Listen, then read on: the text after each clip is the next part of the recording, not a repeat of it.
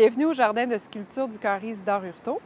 Les œuvres qu'on retrouve ici font partie du quotidien des citoyens. Il n'est pas rare de voir des enfants jouer ou pique-niquer autour des œuvres. On retrouve 6 œuvres, 2 contemporaines puis 2 qui datent des années 60-70.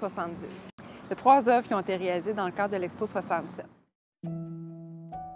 Bien intégrée au parc, l'œuvre de Jean-Louis Chelminski est constituée d'un assemblage de tiges de métal peint qui peut être apprécié de plusieurs points de vue. Apparenté au travail du sculpteur de Robert Roussille, qui est pionnier de l'art moderne et qui est aussi oncle et mentor de l'artiste, on dit de cette œuvre qu'elle témoigne de moments marquants dans l'histoire de l'art du Québec. La sculpture articulée de Serge Otis pourrait être perçue comme un jeu d'enfant ou même comme un élément du mobilier urbain. Ces cadres verts flottants qui semblent danser dans l'espace invitent le visiteur à interagir avec elle. Otis, décédé accidentellement en 1983, a connu une carrière internationale. Il fait partie des chefs de file du renouveau de la sculpture québécoise du début des années 70. Le Japonais Jiro Sugawara a peut-être côtoyé Chelminski et Otis au moment de réaliser sa sculpture au pavillon de la jeunesse de l'Expo 67. Cette œuvre abstraite, en granit, est résolument moderne. L'artiste, né en 1941, enseignait à l'Université d'Osaka de 1986 à 2012 et sa dernière exposition date d'à peine 2015.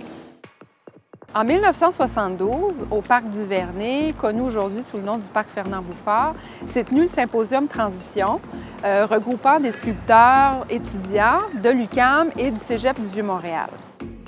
L'œuvre Aimant de nuit de Daniel Gagné, tout en acier et installée sur un socle de béton, a été réalisée dans le cadre de ce projet. Par ses formes épurées, ses volumes géométriques et ses matériaux industriels, l'œuvre s'inscrit dans le mouvement moderne d'abstraction géométrique bien ancré au Québec à cette époque.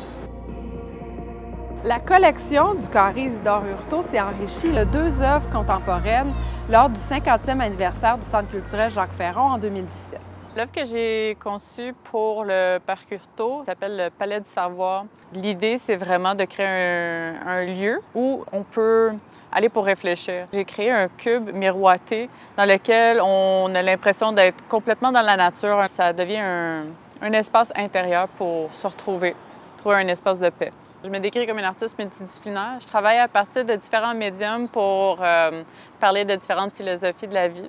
Quand je fais des œuvres d'art public, je travaille à partir de plusieurs photos de mes explorations à travers le Québec et ailleurs dans le monde. Puis je fais des photos montage. C'est plusieurs photos assemblées ensemble pour créer une œuvre fictionnelle. Je travaille image par image, une par-dessus l'autre, et je fais du découpage de manière informatique.